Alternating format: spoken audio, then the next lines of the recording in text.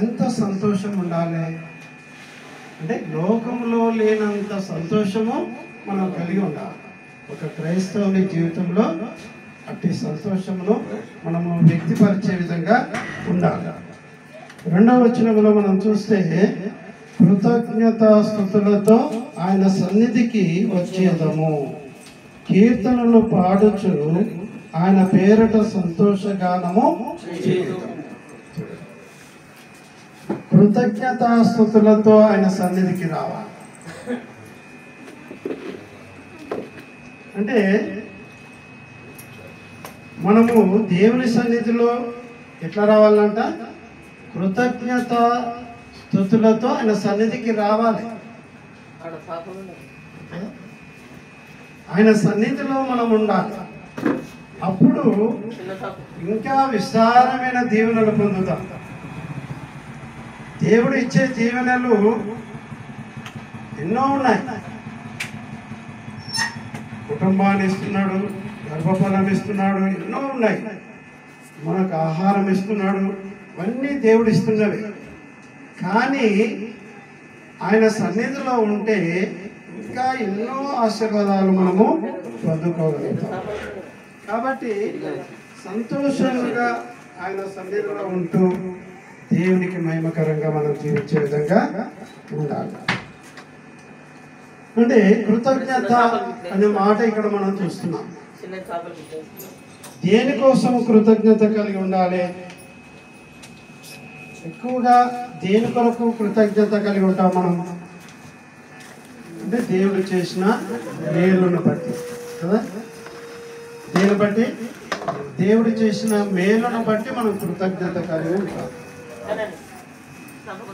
అంటే శారీరకంగా దేవుడు అన్ని విధాలుగా మనల్ని పోషిస్తూ సంరక్షిస్తున్నాడు కాబట్టి కృతజ్ఞత కలిగి ఉంటాం. అది ఎవరైనా ఉంటాం కదా. లోకం కూడా వారి వారి దేవతలకు పూజించే వాళ్ళు కూడా అయ్యో దేవుడు నాకు మేలు చేసింది కాబట్టి నేను మొక్కుబడి చెల్లించుకోవాలని వాళ్ళు పోతారు, మొక్కుతారు, వస్తారు కదా.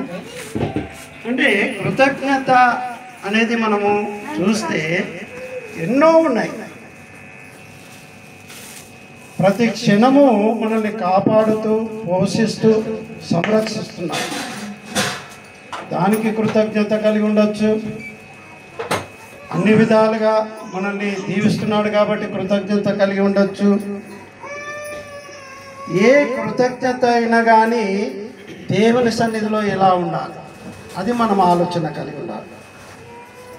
మన ఆలోచన విధానం వేరే ఉంటే మనం చెల్లించిన కృతజ్ఞత కూడా దేవుడు ఇష్టపడడు కదా. మనము కృతజ్ఞత కలిగి ఉంటున్నామంటే, మనము దేవుని సన్నిధికి వస్తున్నామంటే మన హృదయాన్ని మనం పరీక్షించుకోవాలి. హృదయములో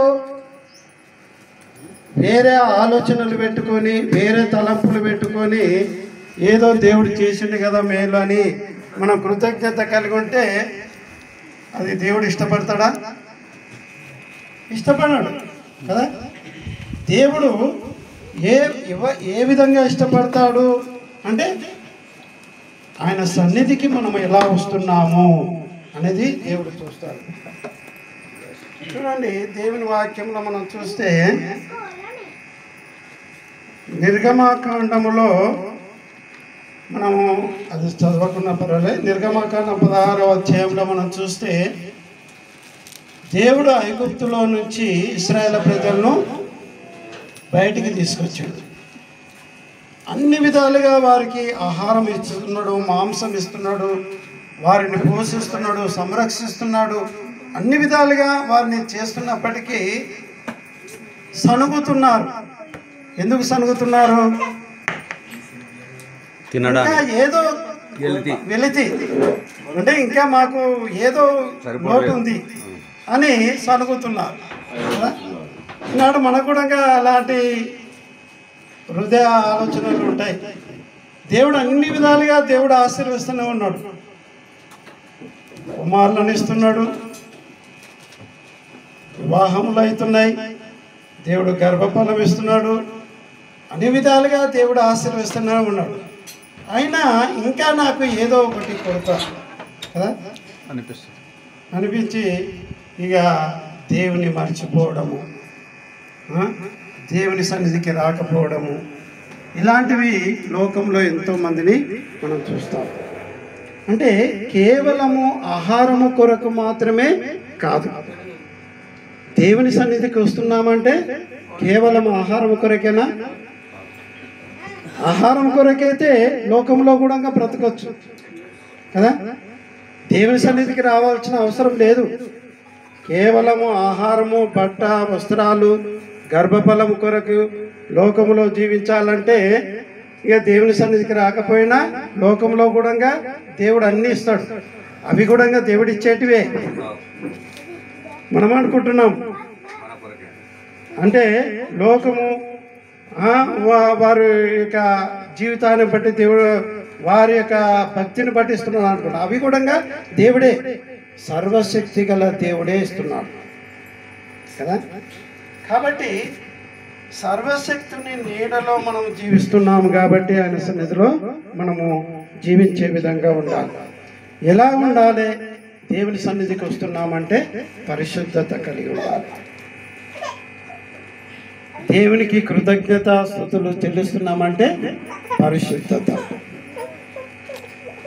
ఈ పరిశుద్ధత లేకపోతే దేవుని సన్నిధిలో మనం ఉండలేము కదా. లోకంలో ఉండేవాడు అన్నీ పొందుతున్నాడు, జీవిస్తున్నాడు. కానీ దేవుని సన్నిధిలో మనం ఉన్నామంటే పరిశుద్ధమైన జీవితాన్ని కలిగి ఉండాలి.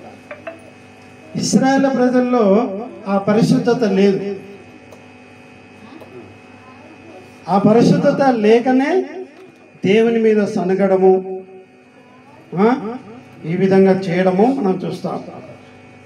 సంఖ్యాకాండంలో మనం చూస్తే 16వ అధ్యాయంలో 5వ వచనంలో ఒక మాట రాయబడ్డది. తన వారు ఎవరో పరిశుద్ధుడు ఎవడో రేపు యెహోవా తెలియజేసి వానిని తన సన్నిధికి రానిచ్చును. ఆయన తాను ఏర్పరచుకునే వానిని తన యొద్దకు చేర్చుకును. ఇక్కడ మనము 1-2 వచనాలు చదివితే తెలుస్తుంది. లేవి మునిమనుమడైన వాళ్ళ కోరాహుకు అహరోను సంతతి వారికి అసూయ అంటే అక్కడ కలహం ఏర్పడ్డది.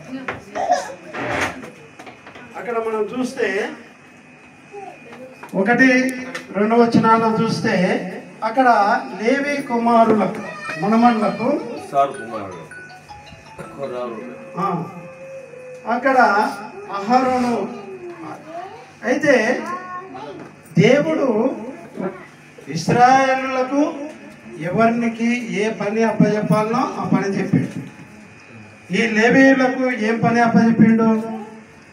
పరిచర్య చేయడానికి. యాజకత్వము అహరోను కుమారుడు. యాజకత్వం ఎవరికి ఇచ్చిండు? అహరోను కుమారులకు ఇచ్చిండు. అంటే దేవుని మందిరంలో వారు సేవ చేయాలి. ఈ లేవీకి మనుమనులు ఎక్కడ పనిచేయాలి? పరిచర్య చేయాలి. ఇందాక మా చిన్న ఒక మాట, నేను పరిచారకుని అన్నాను. అంటే మీరు సేవకులు, నేను పరిచారకుని. అంటే ఎవరికి ఇచ్చే పని వారు చేయాలి. కానీ ఇక్కడ లేవి మనుమనులకు ఏమి అసూయ కలిగింది అంటే మీరే పరిశుద్ధులా, మేము పరిశుద్ధులం కామా? అంటే దేవుడు మీతోటే మాట్లాడతాడా, మాతోటి మాట్లాడా అనే ఒక అసూయ కలిగి అక్కడ లేదు మేము కూడా పరిశుద్ధులమే అనే కథ వాళ్ళప్పుడు మోసే అంటున్నాడు. సరే, ఎవరు పరిశుద్ధులో అది దేవుడు నిర్ణయం చేస్తాడు. ఆ అధ్యాయం మొత్తం చదివితే మీకు తర్వాత కనిపిస్తుంది. చూడండి, పరిశుద్ధత కలిగి ఉండాలి. క్రీస్తు రక్తంలో కడగబడిన మనమందరము పరిశుద్ధులమే. కానీ ఎవరికి ఏ పని అప్పగించబడ్డదో ఆ పనిని మనం కలిగి ఉండాలి. కుటుంబంలో తల్లిదండ్రులు ఉంటారు. తల్లిదండ్రులు కుమారులకు అంటే ఏ కుమారునికి ఏ పని అప్పచెప్పితే ఆ పని చేయాలి. దేవుని వాక్యంలో మనం చూస్తాం 133వ కీర్తనలో ఏం రాయబడ్డది? సహోదరుల ఐక్యత కలిగి నివసించుట ఎంత మేలు ఎంత మనోహరము అంటున్నారు. కుటుంబంలో సహోదరులు ఐక్యత కలిగి ఉండాలి. అంటే ఇక్కడ ఇశ్రాయేలులో అసూయ కలిగి ఏమైపోయింది? 200 మంది భూమిలో కూలిపోయింది. దేవుడు భూమిని నెరవేర్చేసరికి అందులో కూలిపోయింది. కుటుంబంలో తల్లిదండ్రులు ఎవరికి అప్పచెప్పే బాధ్యతను వాళ్ళు కలిగి ఉంటే ఆ కుటుంబము ఆశీర్వదించబడుతుంది, దేవుని యందు దీవించబడుతుంది. చూడండి, దేవుని వాక్యంలో ఇక్కడ మనం చూస్తే మనము పరిశుద్ధులుగా ఉండటకు పిలువబడ్డాం. కొరింథీయులకు రాసిన మొదటి పత్రిక మరి ఆ యొక్క 1-2 వచనాల్లో మనం చూస్తే 2వ వచనంలో చూస్తే మనము పరిశుద్ధులుగా ఉండటకు దేవుడు మనల్ని పిలిచిండు అంటున్నాడు. అంటే ఒక పరిశుద్ధమైన జీవితాన్ని మనం కలిగి ఉంటేనే అప్పుడు దేవుని సన్నిధిలో మనం దేవునికి కృతజ్ఞతాస్తుతులు చెల్లించగలుగుతాం. కాబట్టి ఇక్కడ మనం దేవుని వాక్యంలో మనం చూస్తే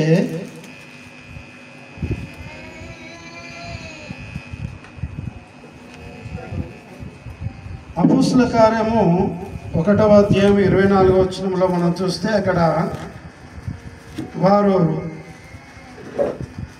ఆ యొక్క 12 మంది శిష్యులలో ఇస్కరియోతు యూదా తప్పిపోయినప్పుడు వారు చీట్లు వేసినప్పుడు ఆ చీటిలో వారి యొక్క మత్తాయి పేరు రావడము మనం చూస్తాం. అయితే దానికంటే ముందుగా ప్రార్థన, అందరి హృదయములను ఎరిగి ఉన్న ప్రభువా అంటున్నారు. అంటే కుటుంబంలో ఏముండాలి? ప్రార్థన ఉండాలి. మనము దేవుని సన్నిధిలో కృతజ్ఞత కలిగి ఆయన సన్నిధికి వస్తున్నామంటే కుటుంబంలో ఏముండాలి? ప్రార్థన ఉండాలి.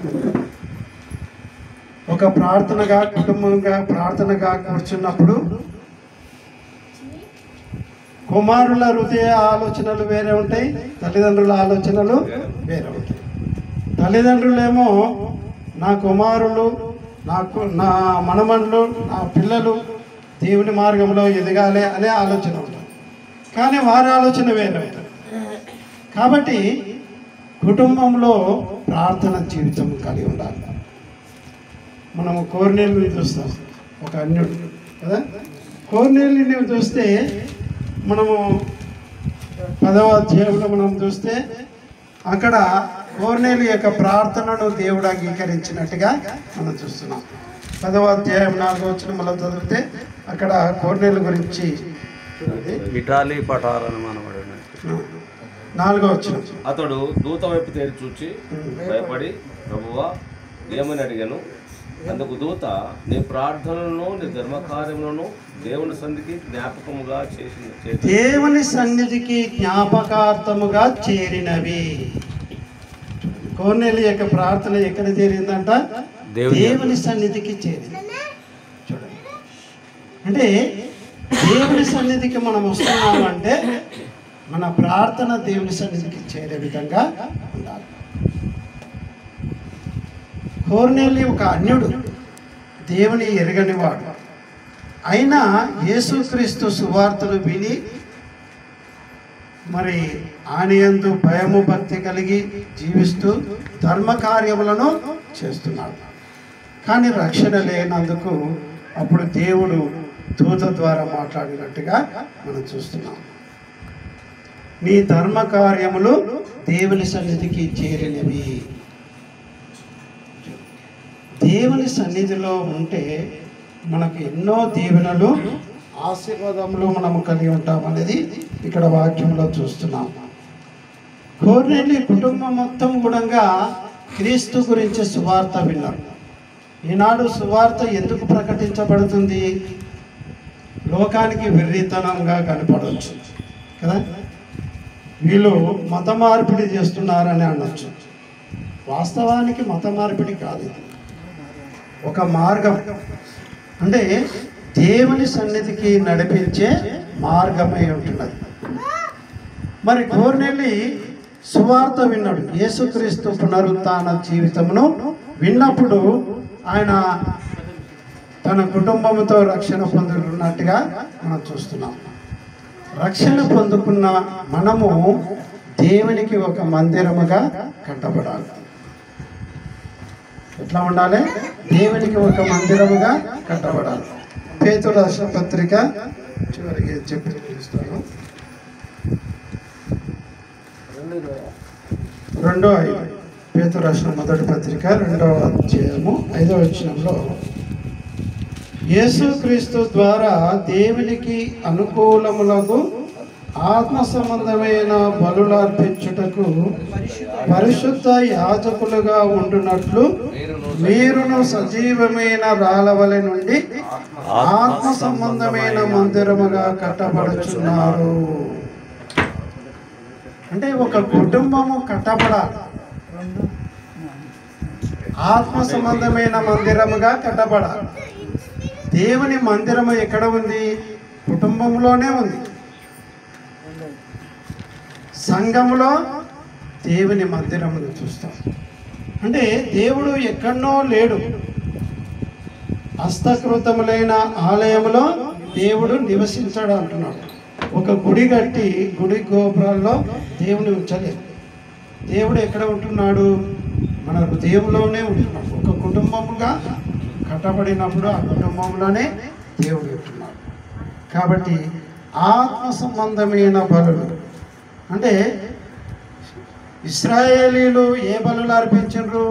శరీర సంబంధమైన బలులు, పాపక్షమాపణ కొరకై, పాప పరిహారార్థం కొరకై ఒక దూడను, ఒక గొర్రెను, ఏదో పావురమో మేకను ఏదో ఒకటి బలి అర్పించారు. ఇప్పటికీ ఆ బలులు అర్పిస్తూనే ఉన్నారు. అంటే ఇవన్నీ ఎట్లా వచ్చినాయి? పోషమ్మ కాడ, మషమ్మ కాడ బలులు, అంటే ఇవన్నీ అక్కడి నుంచి వచ్చినవే కదా, తెలియక. అంటే ఆ ఇశ్రాయేల్ ప్రజలు సినాయి పర్వతం మీద ఏం చేస్తున్నారు? నంది ఒక దూడను తయారు చేసుకొని యెహోవాకు బలి అంటున్నారు మళ్ళా. అంటే ఇవన్నీ కూడా అక్కడి నుంచి వచ్చినవి. ఇవి కేవలం విగ్రహారాధన అనేది భారతదేశానికి సంబంధించింది. మనం అనుకుంటాం, భారతీయులు ఏమనుకుంటున్నారు అంటే మా విగ్రహాలను దూషిస్తున్నారు అనుకుంటారు. అది కాదు. అంటే విగ్రహారాధన ఎక్కడి నుంచి వచ్చింది? అక్కడి నుంచే. తెలియక దేవుని ఆరాధించడం. అందుకనే యేసుక్రీస్తు ఈ లోకానికి వచ్చి అనేకమైన పాపముల కొరకై, మనుషులందరి పాపముల కొరకై ఆయన రక్తమును చిందించింది. ఆయన రక్తంలో కడగబడిన ప్రతి ఒక్కరూ ఆత్మ సంబంధమైన మందిరముగా కట్టబడుతూ ఒక కుటుంబం సహవాసము కలిగి, సహోదర ఐక్యత కలిగి జీవిస్తూ దేవునికి మహిమకరంగా జీవించాలనేది ఈ వాక్యం ద్వారా హెచ్చరించబడుతున్నాం. కాబట్టి కృతజ్ఞత అంటే దేవుని సన్నిధికి వస్తున్నామంటే మన హృదయాన్ని దేవుడు చూస్తాడు. కుటుంబంలో ఉన్న హృదయాన్ని దేవుడు చూసి మనకు ప్రతిఫలం ఇస్తాడని వాక్యం ద్వారా హెచ్చరించబడుతున్నాం. మరి ఈ సమయంలో పెద్ద మనమడు మరి పుట్టిన దినము, మరి ఎన్నో పుట్టిన దినం ఇది 7లో అంటాడు. కీర్తన 65వ కీర్తన 11వ వచనం ఒకసారి చదువుకుందాం. 65వ కీర్తన 11వ వచనం. సంవత్సరమును నీ దయా కిరీటమును నాకు ధరింపజేసి ఉన్నావు. నీ జాడల సారం మీద జల్లుచున్నది. అంటే సారం, భూమి సారము ఉంటేనే పంట పండుతుంది.